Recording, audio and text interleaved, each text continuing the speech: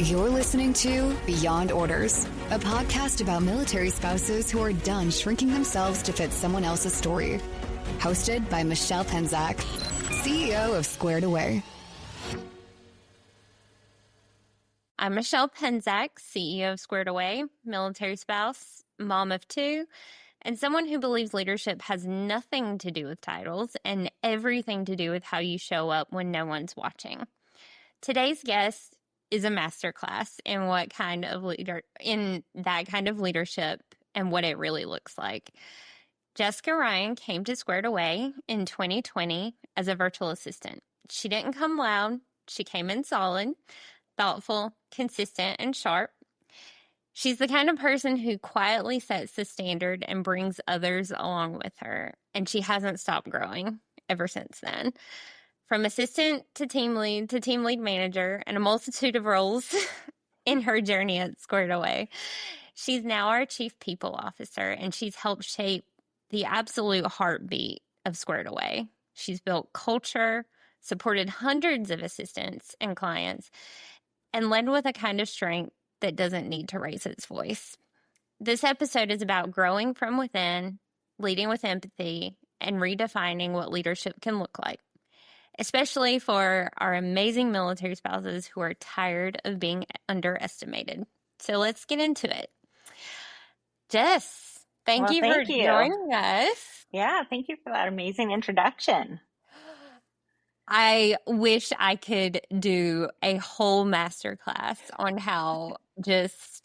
what a silent force you've been at Squared Away. And I'm so excited to talk about how you started and, your journey to get to the incredible chief people officer that you are now, because I don't think I've ever heard a bad word about you in your time at Squared Away. I mean, I don't know if I can agree with that, but I do try to lead, just positively and make sure I'm making an impact when I'm talking to our people, because I'm passionate about making sure people are successful at Squared Away. Yes, and I can 100% attest to that. It's been amazing to watch you over the years. And so take us back to what initially drew you to Squared Away. How did you hear about this crazy, wild military spouse company that nobody had ever heard of?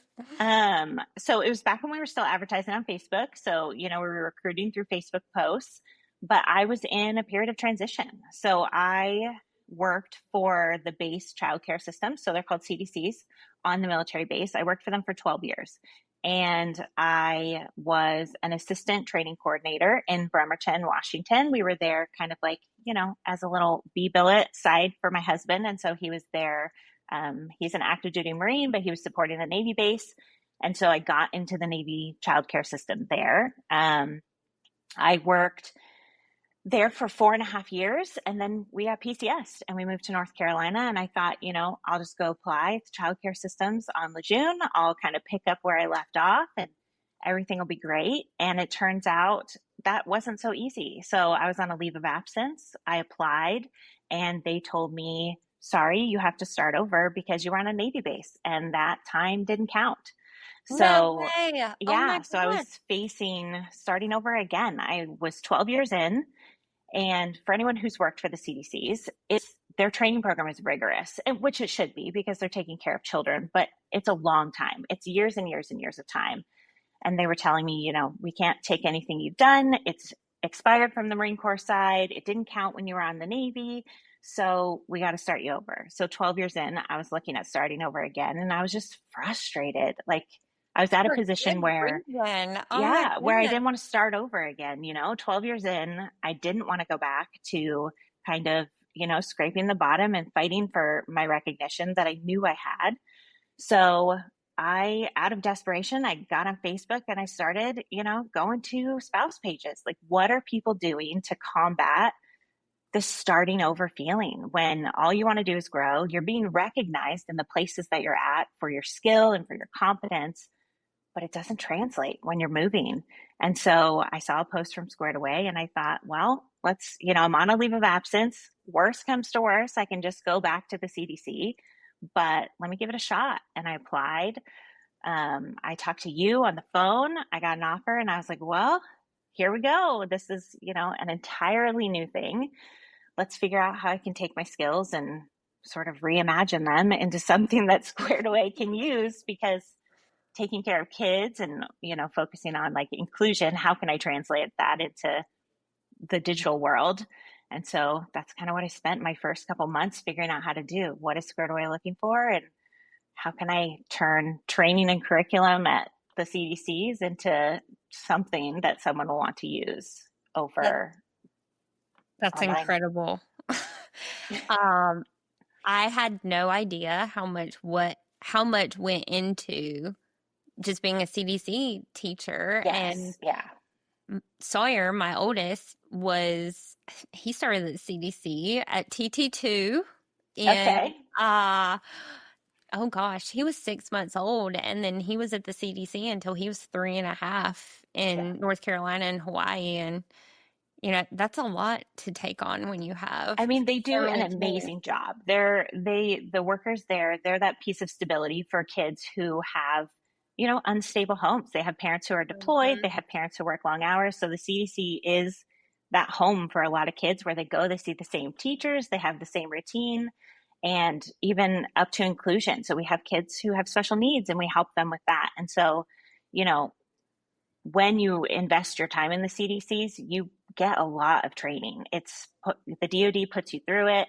I even went to some classes on the development of the training in Ohio when they were doing it's called virtual lab school. It's how they train all the employees, and a lot of time and effort goes into it. So it's really discouraging. And I think they're working on it now, thankfully.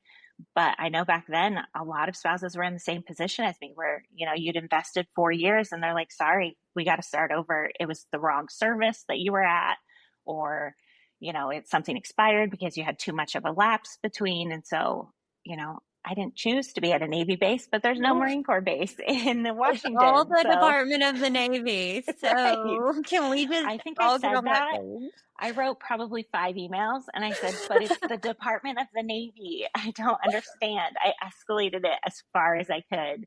And you hit a brick wall. And that's what discourages spouses is they hit these walls over and over. And it's like, I'm talking to someone who should understand. You work for the Navy. You are probably a spouse. You get this. Why is there so much red tape here? Especially when, and I know you've seen this as a Marine Corps spouse as well, everything is always Marine Corps and Navy together. Right.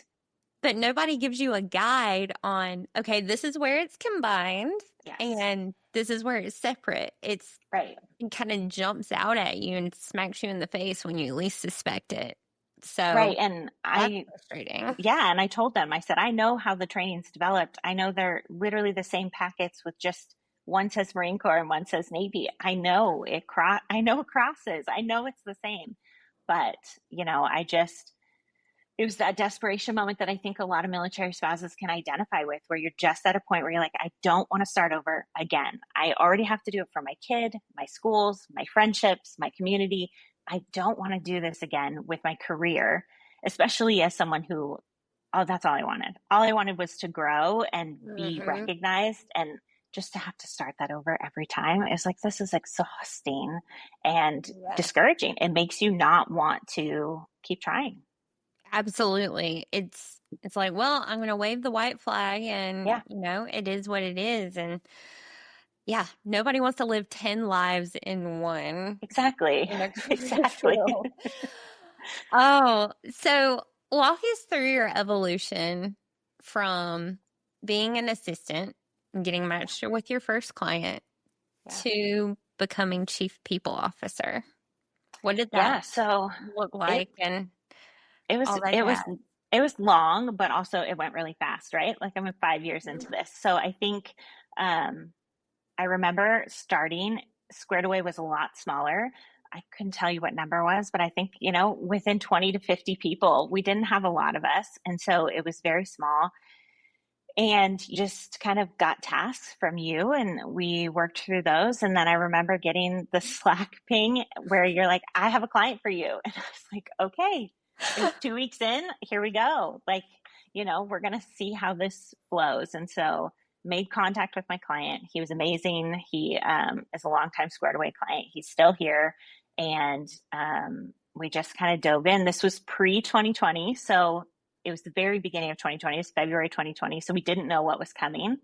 So he gave me the task. He told me what he wanted me to do. And then March 2020 came and it halted. And we had to completely pivot. And his whole company went remote, which they'd never been remote before. And we tackled it together. We figured out how to pivot, how to find, remote options that didn't exist in 2020. To think of the things that exist now from then, just like food delivery and virtual mail and all of those things.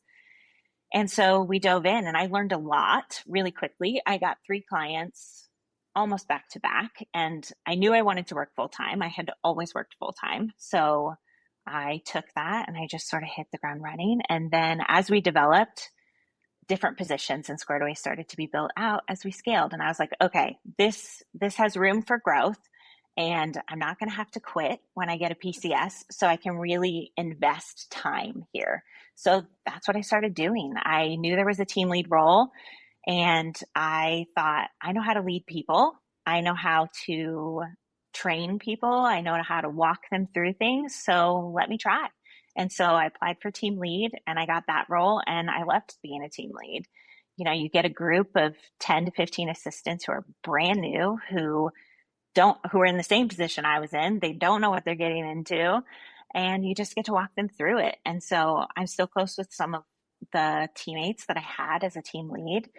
And then we hit a point where Squared Away grew, and it was time for team lead manager. So it was someone to kind of be that middle management role who could help the directors and you manage the team leads and all the assistants. And I thought, you know what, let me give that a try. And I approached each position with, it's okay to try because I have a job. I have a steady job. So let me apply and get some feedback and see what they think.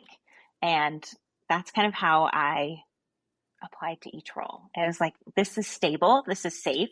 And I think that's a big thing about the way I lead too, is if it's safe, people are willing to take chances. Mm-hmm. And that's what Squared Away is. It's safe. And so I thought, let me try. And so team lead manager, I was a team lead manager for a long time, and I loved that role because it gives you a peek into how Squared Away runs on both sides. So you get to see the internal side.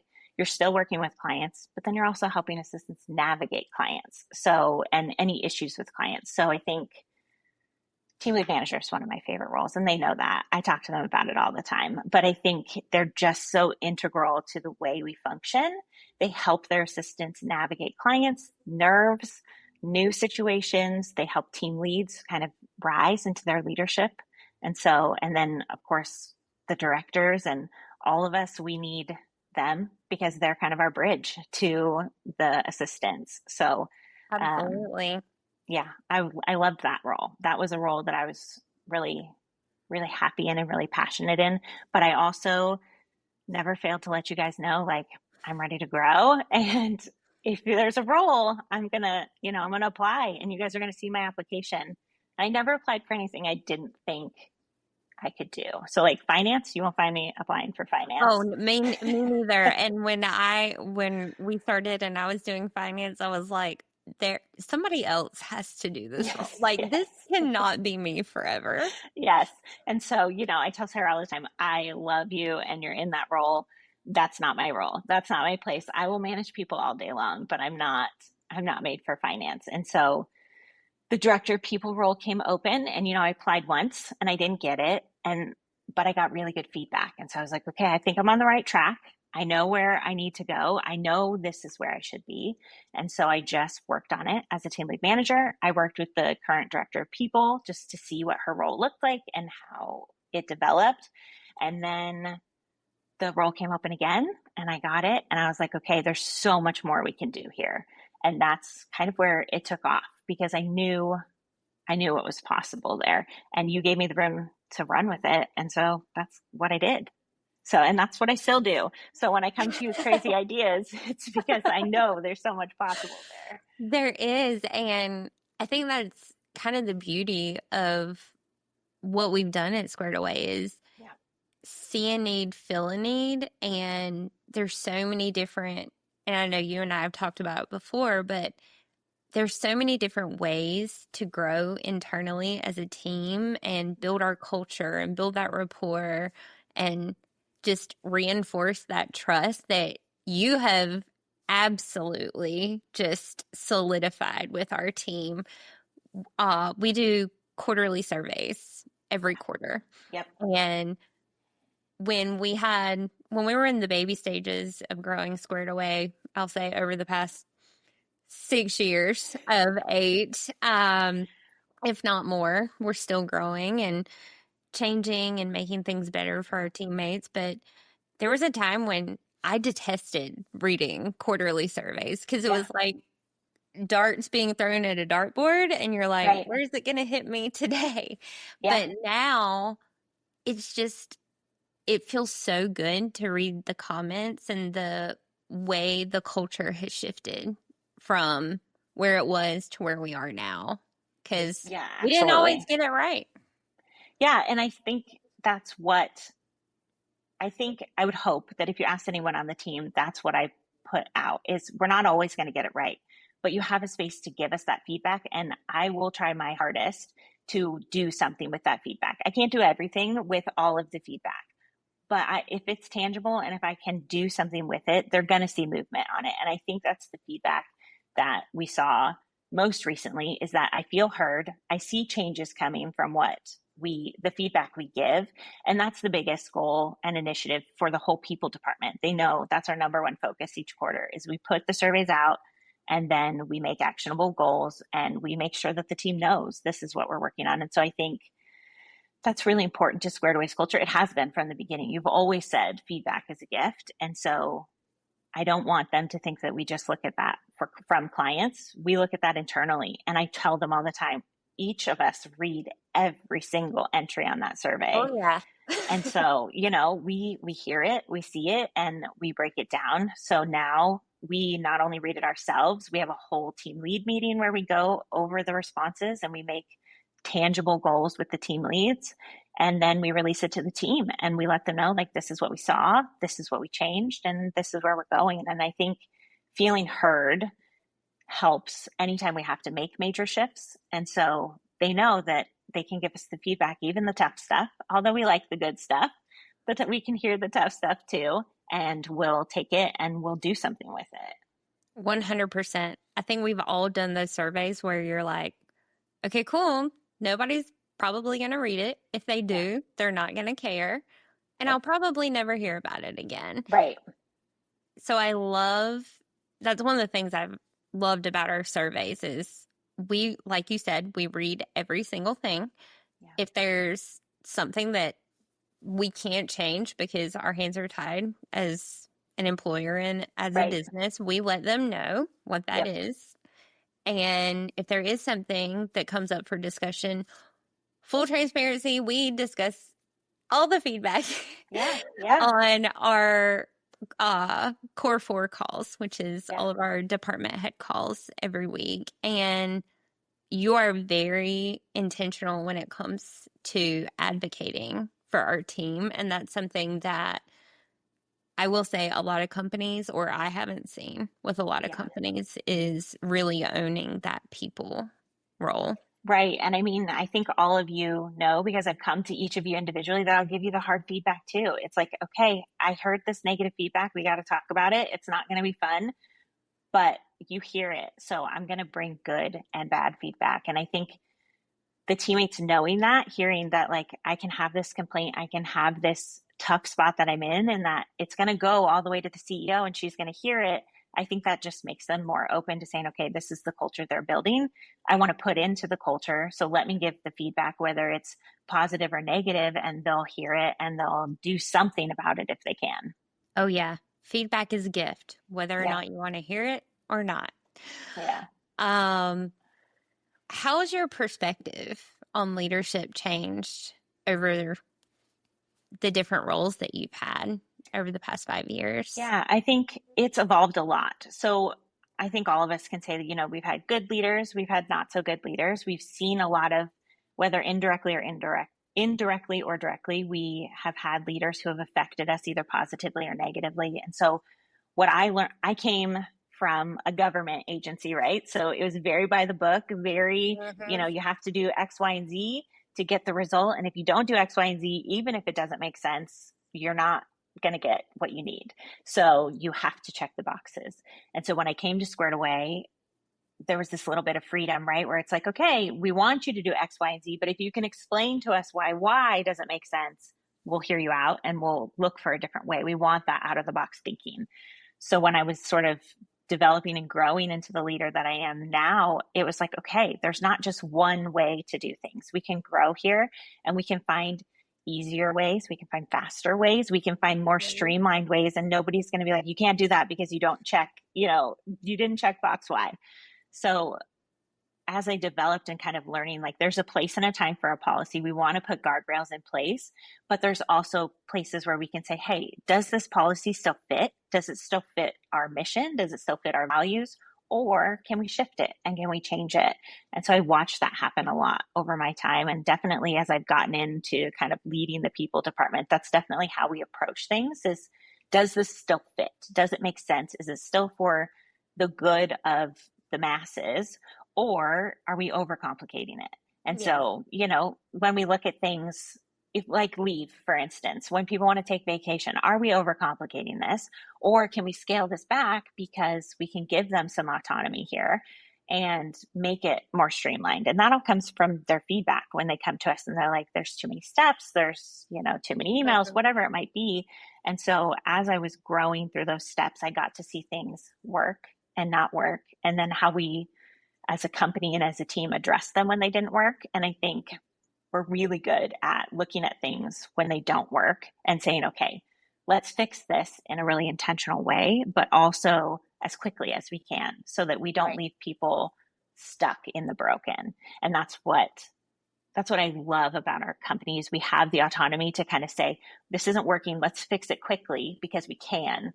We don't have to check with 18 people before we make this change. Get everybody to sign a document for whatever it is. We can really say, this isn't working. This is a better way to do it. And we can make that change when we need to. And I think that was the biggest piece I learned really quickly is that there's not one way to do things. There's lots of ways to do things. And moving quickly with intention is really better for the team. And so less red tape. Absolutely. We do not like red tape. Right. Oh my goodness. So how do you approach building trust? Because our team is fully virtual. How have you kind of got the team to trust you and got your people underneath you to trust you over the years? Yeah, that's definitely the challenge. So when you're in a fully remote team, you don't get that contact with them where you get to, walk down the hall and see them or have lunch with them or do those things. So you have to build trust in a really intentional way. And I think I do that by showing up every day. So I show up, I'm in the same space as them. I go through the same things and they hear from me. I think I push that with you guys where I want to be the voice because I need their trust and I want their trust. And so in order to do that, I have to earn it. And so I need them to know that I'm in the hard stuff with them, but I'm also in the improvement. So I want them to see me and they know I have an open door. So I have people schedule calls with me pretty often, mostly team leads and team lead managers. But I get the occasional assistant. And then if there's trouble, I'm quick to jump on a call with them. I've done it with tons of our teammates. And so they know they have access to me. And I think that's one way that I work really hard to build trust is just to show up and then be available. So I'm there if they need me. And I will talk to them through email. We can schedule a call. There's lots of ways to connect with me and I'm consistent. So the way I share messages with them is really consistent. And the way that I roll things out is really consistent. And the way I just interact with them and my expectations. I have high expectations and I think they know that, but they're consistent. I don't change them. I don't waver on them. They know kind of what I'm looking for. And so they are I think that's why they trust me, at least I hope. It's because I'm consistent and they know what they're going to get when they come to me, or really any person in the people team, because our whole people team, we have a director of people, we have a director of talent development, we have team lead managers, we have team leads. And so we talk about that leadership, and I really make sure that everyone's open and consistent and shows up every day in the same spaces that the assistants are. Because I think that is how you build trust, is just being in it with them. Yes. Show, don't tell. Shane has Yep. told me that from Yeah. the very beginning of Squared Away is, Yeah. you can tell people all day long how something is or how you support them, but showing up, being consistent is absolutely the key there. Yeah. And I think I obviously have less time for it these days because everybody falls under me, right? So it's not just my small pipeline, but I think just still showing up in those spaces, in team calls, on Slack, in email, things like that. They see my name, they see my face, they know who I am. I think just continuing to do that, even as we grow, is just important. 1000%. So you kind of touched on something as well, but you are also over our talent. I So am. you get to bring in all our new amazing folks that are going to be I supporting our do. clients. Yeah. So what are some things that you wish people understood first and foremost about starting the application process with Squared Away if they're interested, and what that kind of looks like? Yeah, so our application is a little lengthy. We've gotten lots of feedback on that, but it is with intention. It's for good reason. You'll hear me say intention a lot because everything I do has intention. And so we want to make sure that nobody goes into the role and gets surprised by what they're going to see. So from the outset, when you read the application, it's really detailed about what we're looking for and what we're going to be doing on a day-to-day basis. You leave the application with no question about what it looks like, what our clients are looking for, and what Squared Away is looking for. And then as you go into the application, we ask you to do some tasks and take some assessments so we can assess your skill, because we do need a baseline of kind of admin skill. That doesn't mean you have to have been an admin assistant. You don't have to be an executive assistant to apply, but you have to be able to translate what you do into usable skills for us. And that's what we're looking for. And I think that's what I would want people to know when they start our application is, don't be afraid to apply because you don't have assistant experience on your resume, but take the time to translate the experience you do have into what we're looking for. And we spell it out right on the application. So take your time and take, being a mom. What does that look like? A stay-at-home mom. You are an admin assistant for however many children and your spouse, right? Oh, yeah. So translate that for us. Tell us how that translates into what we're looking for. And then as you're going through the application, slow down, take your time. We're looking for attention to detail. So read the questions, fill them out, make sure that you've hit every requirement we're looking for. Because if we don't see that attention to detail, you'll get an email from us and we'll tell you we're not moving forward. We'll always encourage you to reapply because we know that the skill's there, but we just need you to slow down because you're going to have to do that with your clients. Your clients are going to come at you a million miles an hour. And so we need to know that in that chaos, in that nervousness, you can slow down, read the instructions, read what they're asking, and then fill out what we need. So my two biggest tips are translate your experience, even if you don't think you have it, and then slow down and have really good attention to detail when you're going through our application. That's what trips people up, I'd say 90% of the time. We get a lot of applications, so. Oh yeah, you're our experienced guru when it comes to that, and you've heard me say it a million times. Slow down to speed up. You're gonna get faster, somewhere faster if you're taking your time and being intentional. There's that word again. Yep. With with what you're doing, and just having that is gonna push you through our pipeline a lot faster. Yep. And we work to get you through the pipeline pretty quickly. So at this stage, you could be from the time you start your application, it's 2 stages. So you'll get through your initial screening, usually within 24 to 48 hours. And then you'll be put into an assessment system. And you can be in there anywhere, typically no more than 14 days. But once that we've reviewed it, then you'll get an offer and we'll offer you an onboarding date within a month. And you'll be kind of in our system, and you'll be part of Squared Away, and then there are clients to be had right away. So always. it can be a quick onboarding for sure. I love that. And I mean, there was definitely a time when people were like, well, I don't know where my application lives, but they always hear from us. Always. Yep.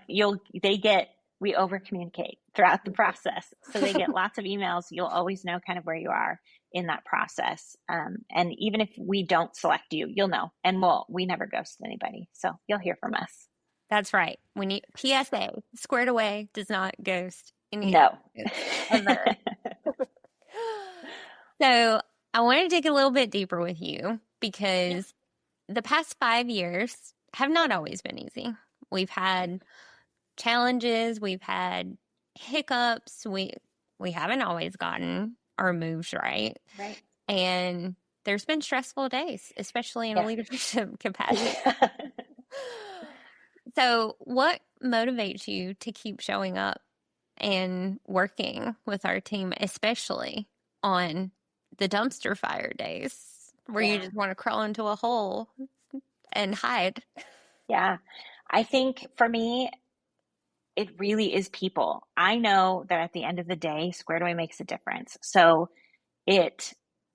not only are we employing military spouses, but we're employing stay-at-home moms who have been out of the workforce. We employ dads, we employ veterans, we employ so many people who have been in the position that I was in, where you're just feeling stuck and like you want to give up. And so coming every day and making sure that Squared Away is here, and not only here, but thriving, made me want to. I know what Squared Away can do. I know that there are people out there who want and need Squared Away to be successful. And so each day, even when things were hard, even when things were really messy, we were able to kind of keep the mission in mind. And I think that's what I'm able to go back to, because I was there with them. I worked the government job that didn't transfer. I had friends, who were in the same position. They were in a teaching job or a nursing job or a retail job that didn't transfer. And to just know that Squared Away is here when they need it. And not only that, but it can be a launching pad to so much more. It, has inspired people to go back to school or get degrees, or maybe they get a buyout with a client that sends them, into a completely different field, or they just find a home at Squared Away where, they connect with other spouses in a community they didn't think they had. And so as the chief people officer, this isn't surprising, but it's the people that make me keep coming back, where I know we're making a difference. And so we're able to just keep showing up every day and making that difference. That same wavelength. I just had this conversation the other day, actually, when I was on a podcast being interviewed, was why do you show up every day when some days it would be easier to be like, nope, I'm not even opening my laptop. Right. But it's all about the people, always about the people. They're our North Star, and our entire mission is to take care of people, and especially our military spouses. And I love that you said that. My fellow Capricorn, side note, right? Jess and I have the exact same birthday, day and year. Yes, we do. But yeah, that's literally what makes us embrace the suck with wide open arms, when we can just walk away if it gets hard. Right.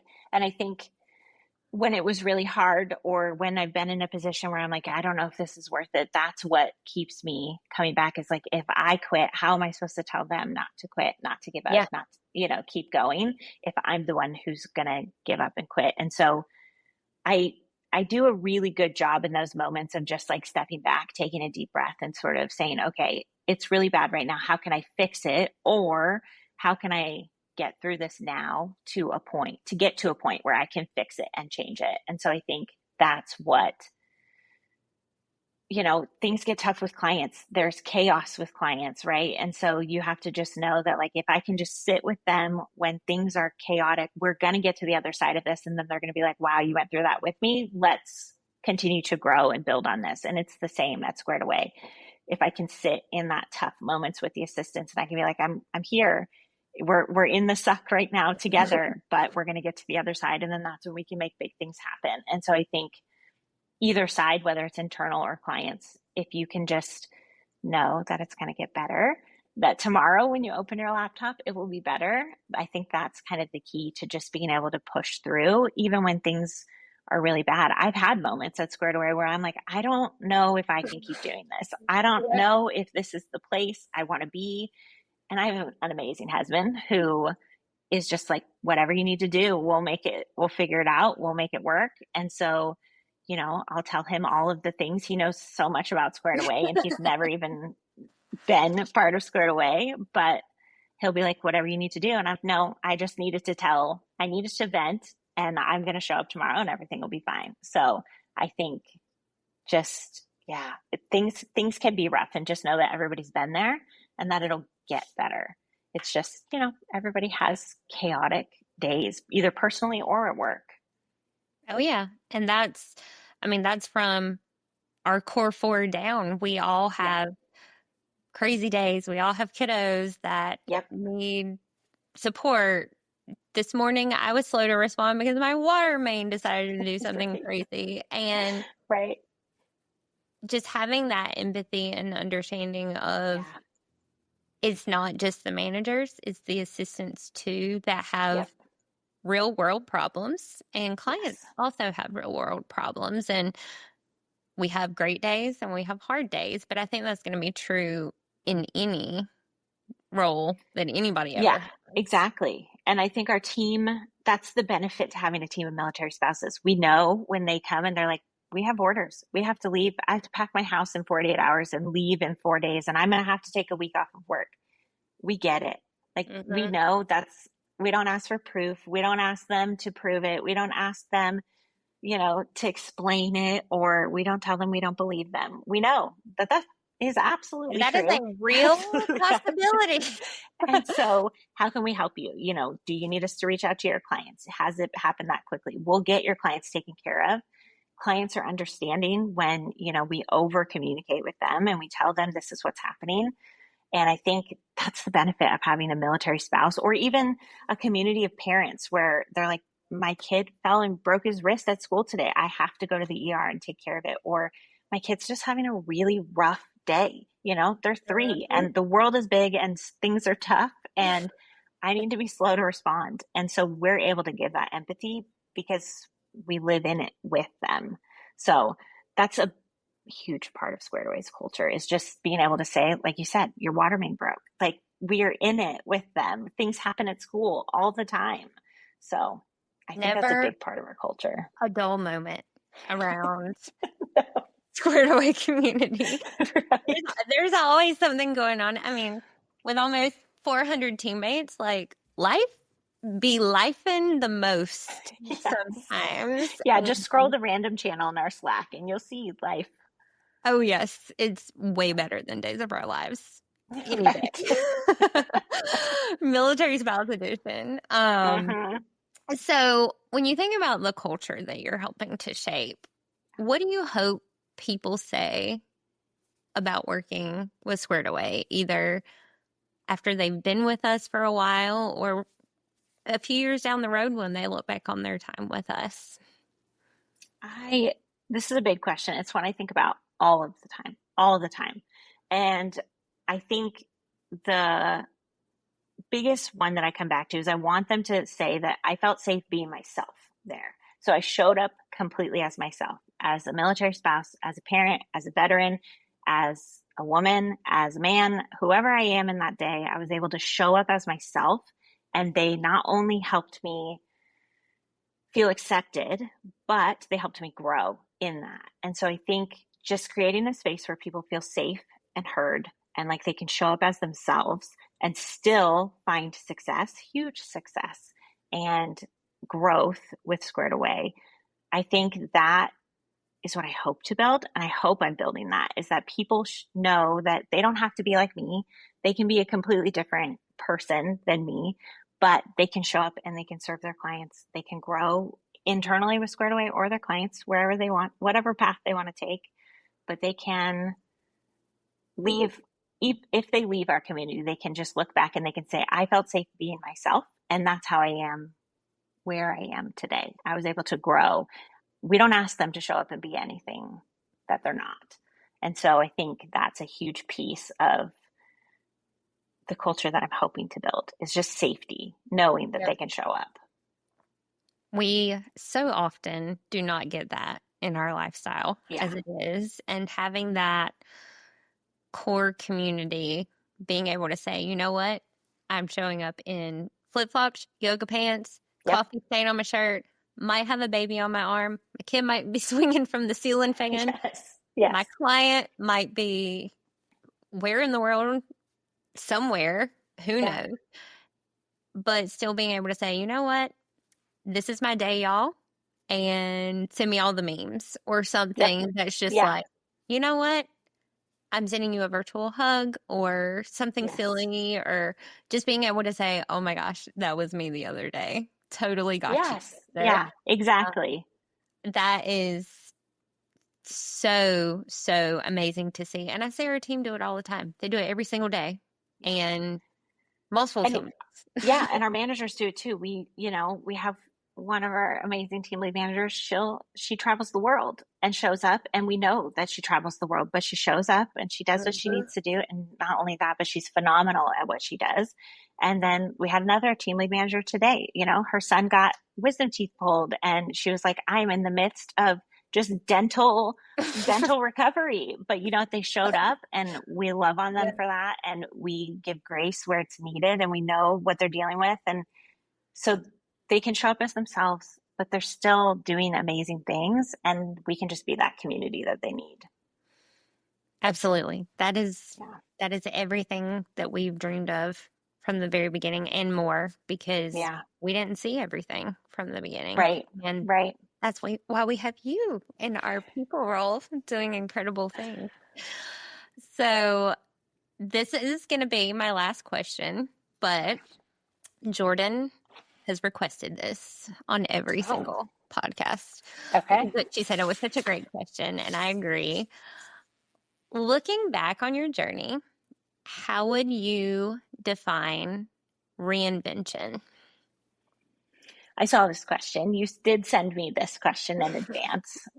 So I thought a lot about it. And I think for me, reinvention isn't about burning it all down, right? It's not chasing the next shiny version of yourself.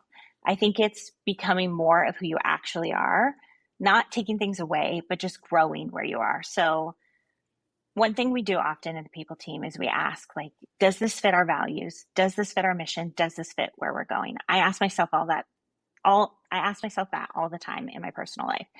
Does this fit my values? Does this align with where I want to go? If it doesn't, I give myself permission to shift. We do the same thing at Squared Away. If this isn't fitting, if this isn't working, we're going to shift. So sometimes that shift is huge. It's loud. It's a big change. Sometimes, though, it's really soft, and it's really happens kind of in the shadows or one by one. Sometimes it's saying no to things that drain you, or changing a policy that doesn't fit what Squared Away, the company that Squared Away is anymore.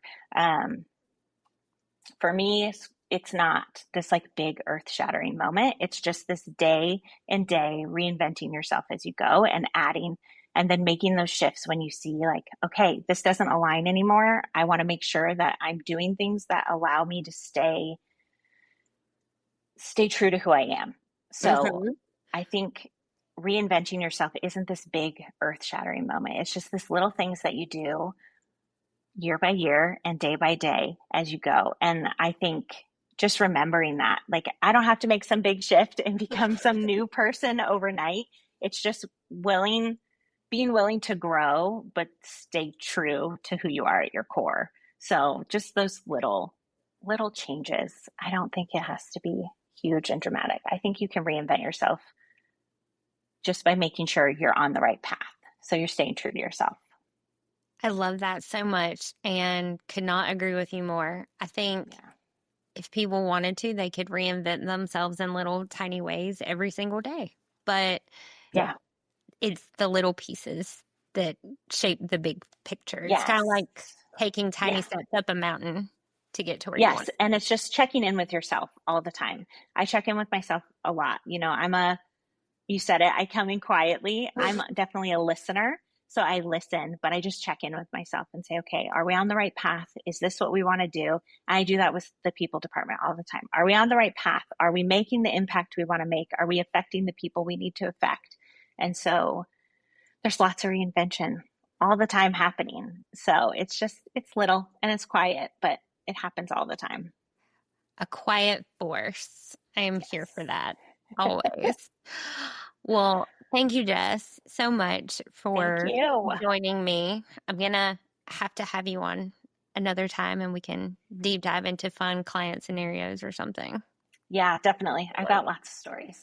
Oh yes. It'll be like client coffee hour on the Exactly. podcast. Yes.